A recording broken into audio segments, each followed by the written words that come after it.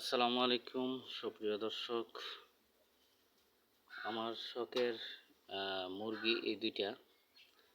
দেখেন কি করে আল্লাহ। ছোট থেকে পালতাছি। এটারে আজকে গতকালকে এটা মানে একটু এরকমভাবে জুলিয়া পড়তেছে। এটা কোন রোগের লক্ষণ আমি বুঝতে পারতেছি না। শরীরে জ্বর আছে, পাতলা পায়খানা আছে। না, যে কেউ একটু পরামর্শ দিবেন যে কোন ওষুধগুলো খাওয়ালে ভালো হয়। একদমই এটা শুয়ে পড়তেছে, ওইটা একটু তরতাজা আছে। এটাতে স্যালাইন খাওয়ানো হয়েছে, খাবার স্যালাইন যেগুলা। শখ করে পালতাছি, মাত্র 3-4 দিন হয়েছে ডিম পারতাছে এটি। এখন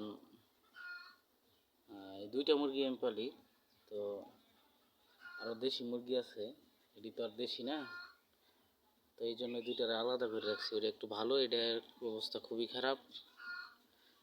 আপনারা একটু কমেন্ট করে জানাবেন যারা মুরগি পালেন, বিশেষ করে আমার ইউটিউবে এবং ফেসবুক পেজ থেকে আমি দুইটা ভিডিও আপলোড করে দিতেছি এখনই। কমেন্ট করে জানাবেন দয়া করে যে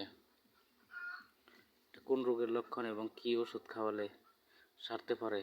যারা খামারি ভাইয়েরা আছেন একটু হেল্প করবেন আমাকে।